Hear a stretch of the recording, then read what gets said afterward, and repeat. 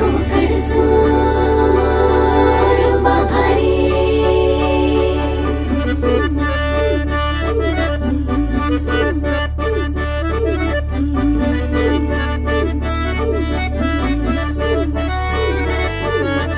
कोकणचो रुबा भारी माझ्या कोकणचो बाई तोरो भारी